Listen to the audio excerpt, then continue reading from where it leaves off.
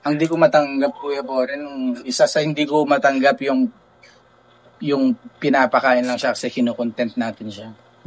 Sobrang sabi ko ala na.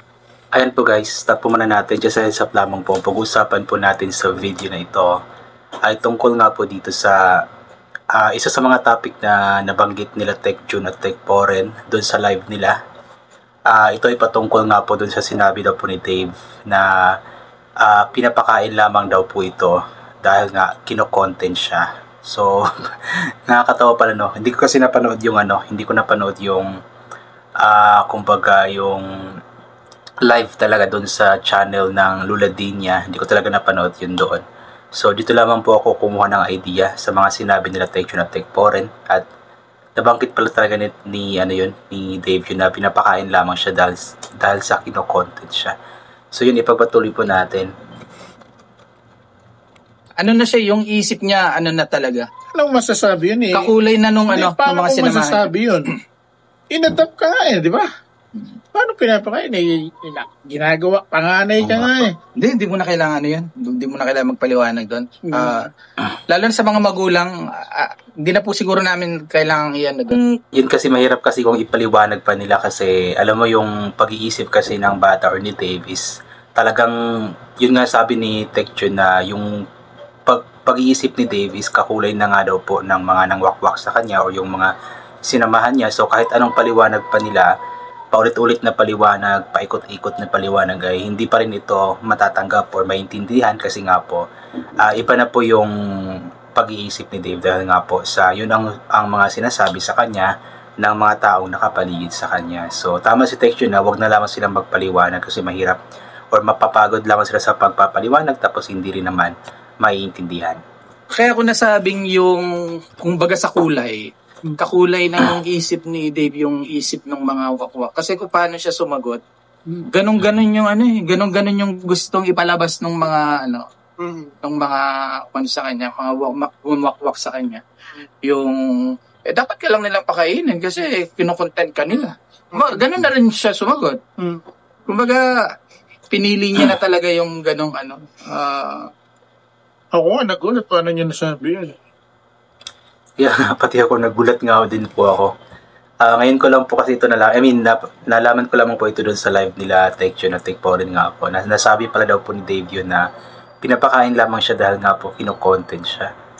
Grabe yung mga ipinasok ng mga taong nakasama niya or ng mga sinasabi nilang wakwak.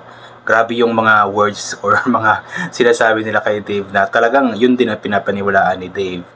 And regarding dun sa pinapakain lamang dahil kino-content, hindi naman ganun siguro. Kahit sinong tao naman is pinapakain naman kahit na walang nakukuha na kapalit yung yung sila, especially sila Techram na talagang nasa puso nila yung pagtulong, pag-charity, pagbibigay ng tulong sa mga taong nangangailangan.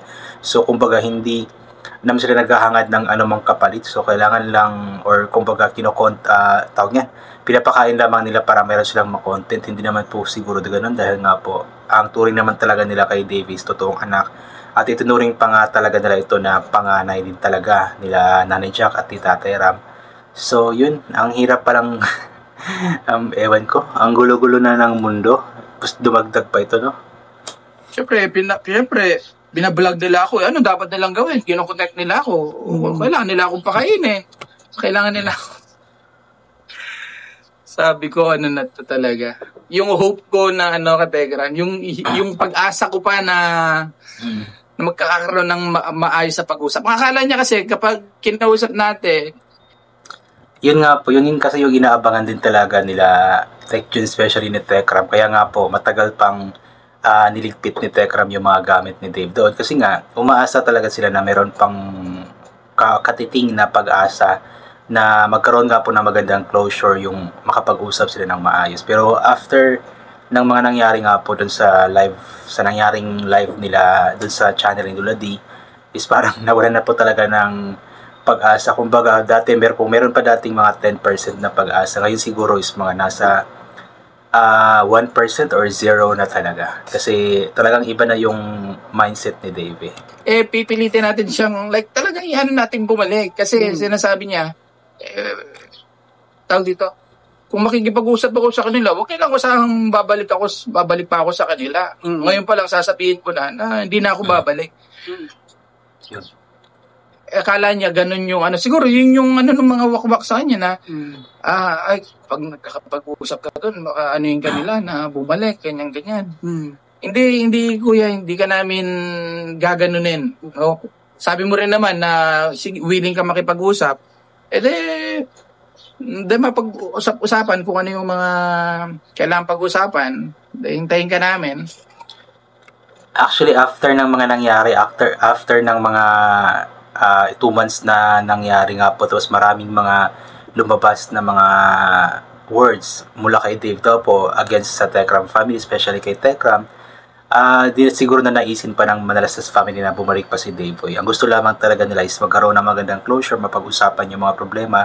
Kumbaga yung mag-uusap-usap lang ba para at least maging magaan yung kalooban nila, pero yung something na babalik or pabalikin si Dave, parang wala na talaga sa pag-iisip nila yun. Especially ngayon si Tekram, talagang naka-move on na yata po siya kasi nga po niligpit na talaga niya lahat ng mga kagamitan. So wala na, kahit mga supporters nga simula pa lang is ayaw na nilang bumalik pa si Dave doon. So wala na talagang pag-asa na pabalikin pa nila. Ang gusto lamang talaga nila is makapag-usap ng maayos at magkaroon ng magandang closure.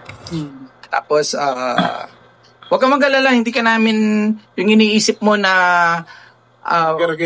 iano ka namin, pipilitin ka namin bumalik. Huwag kang mag-alala, wala kang maririnig na ganun.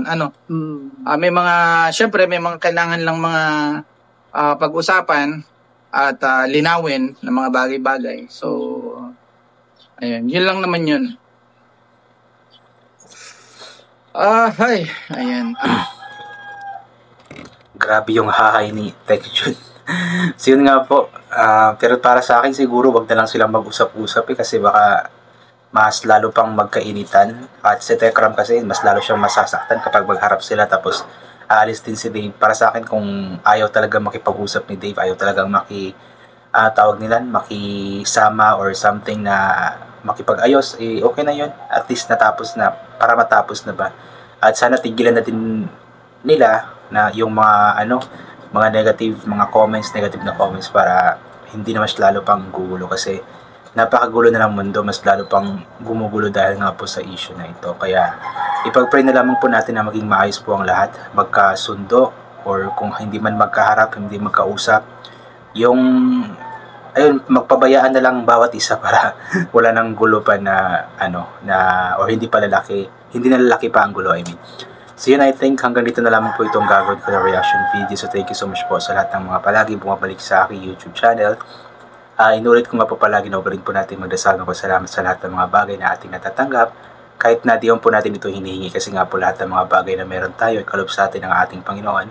At wala ang mga bagay na ito kung hindi dahil sa Kanya. And always bring pa yung kapote, sombrero, or anything na pwede maging proteksyon sa katawan kapag lalabas po tayo. Nang sa ganon, kapag mainit ay hindi po tayo mainitan o kapag biglang umulan hindi po tayo mababasa ng ulan.